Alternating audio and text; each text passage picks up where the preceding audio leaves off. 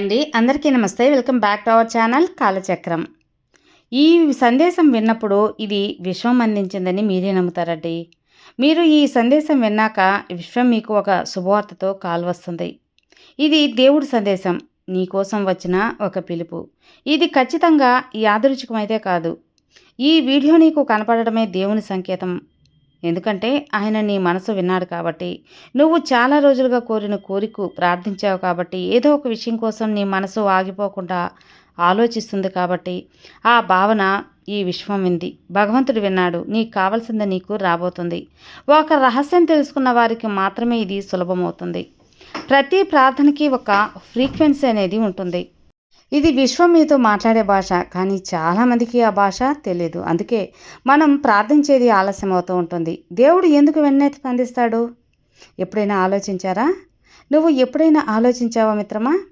ఎందుకంటే కొంతమంది ఏం కోరుకున్నా సరే, ఏం అనుకున్నా సరే వెంటనే పొందుతారు. మరికొంతమంది ఎన్ని సంవత్సరాలు ప్రార్థించినా అది దొరకదు. ఎవరికి ప్రత్యేకంగా ప్రేమించడు భగవంతుడు. కానీ ఎవరు సరిగ్గా ప్రార్థించాలో తెలిసిన వారికి మాత్రం వారి మాటను త్వరగా వింటాడు. అదే ఈ విశ్వ రహస్యం. అదే సీక్రెట్ ఈరోజు మీకు ఈ వీడియో ద్వారా తెలుసుకుందాం. ప్రార్థన అంటే కేవలం చేతులు చాచి దేవుడా నాకు ఇది కావాలి అది కావాలి అని అడగడం కాదు మిత్రమా. విశ్వంతో కనెక్ట్ అయ్యే మార్గం. ప్రార్థన అనుకుంటే మనసు యొక్క స్వరం.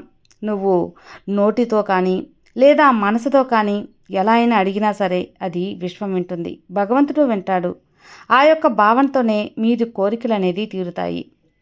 ఇప్పుడు ఏదైతే నువ్వు కోరుకుంటున్నావో దాన్ని నేను నీకు ఇవ్వబోతున్నాను అని విశ్వం నీకు చాలా స్పష్టంగా తెలియపరుస్తుంది.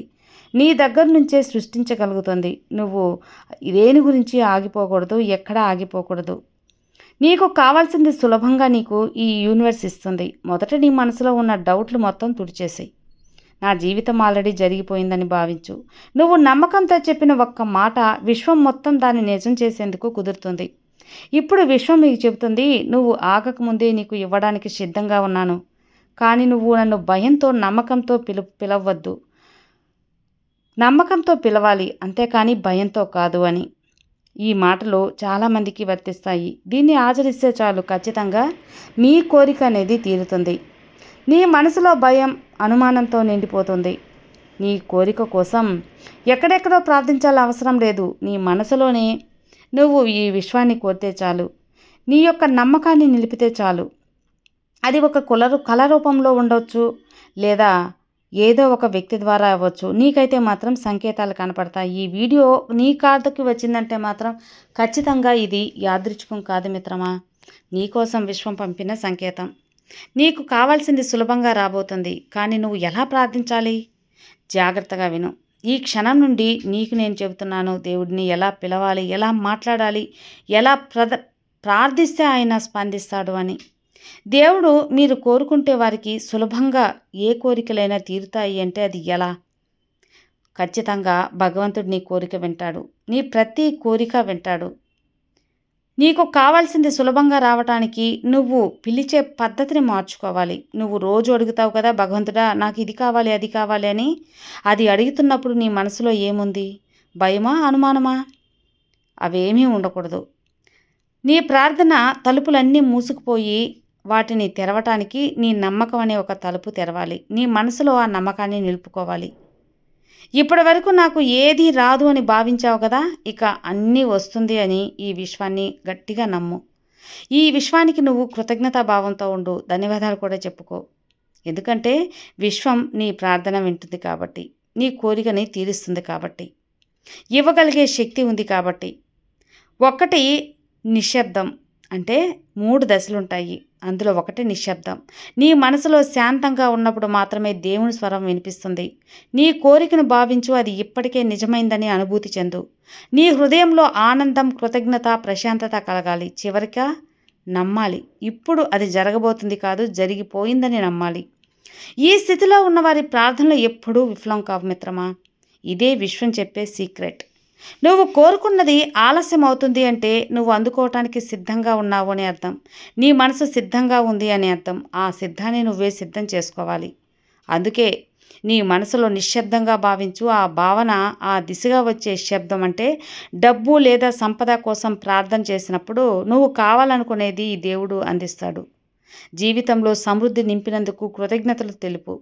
నా జీవితం డబ్బుతో సులభంగా, సహజంగా, ఆనందంగా ప్రవహిస్తుంది. నిన్ను నమ్ముతున్నాను.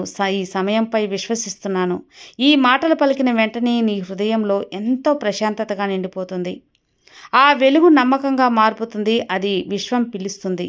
దేవుడు చెబుతూ ఉంటాడు, ప్రార్థనలో నువ్వు కావాలి. నన్ను పిలిచినప్పుడు నీ మనసులో ఎక్కడో తిరుగుతూ ఉంటుంది కదా! నీ ప్రార్థన దగ్గరకు చేరదు. నీ ఆత్మ పూర్తిగా నాకు తెలుసు. ఆ క్షణంలోనే నీ కోరిక జీవం పోసుకుంటుంది. నీవు ఒక కోరిక ప్రార్థన చేసినప్పుడు అది నిజంగా చాలామందికి మళ్ళీ ఆందోళన పడతారు. ఇది జరుగుతుందా లేదా అని. ఆ ఆందోళన తుడిచివేయాలి. నీలో మౌనం అనేది కొంచెం ఆలోచన శక్తికి దగ్గర కావాలి. నేను నీ జీవితంలో ఉన్నప్పుడు ఏది నీ జీవితంలోకి ప్రవేశించకుండా ఆపను. నీకు అన్నీ అందిస్తానని విశ్వం నీకు వాగ్దానం ఇస్తుంది. అది డబ్బు కావచ్చు, ప్రేమ కావచ్చు, సంపద కావచ్చు, ఆరోగ్యం కావచ్చు, అవకాశాలు కావచ్చు. నువ్వు ఎప్పుడు కోరిక పెట్టినా అది నేను సిద్ధం చేస్తాను. కానీ నువ్వు స్వీకరించే స్థితిలో ఉండాలి. అదే నా శక్తి. నా ప్రియమైన వాడా, నువ్వు ఏదైనా కోరుకున్నప్పుడు అది నేను స్పందించాలని గుర్తుపెట్టుకో. నీ మనసు శాంతంగా ఉన్నప్పుడు నేను నీతో మాట్లాడతాను. ప్రార్థన అంటే కేవలం అడగటం కాదు, స్వీకరించటం కూడా. ఈ విశ్వం నీ ప్రార్థన విన్నప్పుడు ఎలా స్పందిస్తుంది అంటే, నీ జీవితంలో జరిగే కొన్ని సంఘటనలు అంటే నీ జీవితం మార్పు అనేది ఉంటుంది. అప్పుడు ఖచ్చితంగా నీ కోరికలు తీరుతాయి. ఈ విశ్వం నీకు అనుకూలమైన శక్తి అనేది ఇస్తుంది. అసలు ఎన్నిసార్లు దేవుణ్ణి పిలిచినా ఆయన స్పందించరు అనే భావన తొలగించి, నాకు భగవంతుడి దగ్గరలో ఉన్నారు, అలాగే విశ్వం నాతో ఉంది, నా మాట వింటుంది అని నమ్మాలి. అప్పుడే ఖచ్చితంగా మీ కోరిక తీరుతుంది. ఇలా అనుకున్నప్పుడు ఒక శుభవార్తే కాదు, ప్రతి ఒక్కటి మీకు శక్తిపూర్వకంగా ఈ విశ్వం అందిస్తుంది. ఇక ప్రతి ఒక్క వీడియోలో మనం చెప్పుకునే విధంగా ఈ విశ్వానికి కృతజ్ఞతాభావంతో ఉండండి. మీకు కలిగిన ఈ సంతోషం, ఆనందం, డబ్బు, కారు, బంగ్లా, అవకాశాలు అన్నిటికీ ధన్యవాదాలు విశ్వమా, ధన్యవాదాలు. Thank you universe. Thank you so much.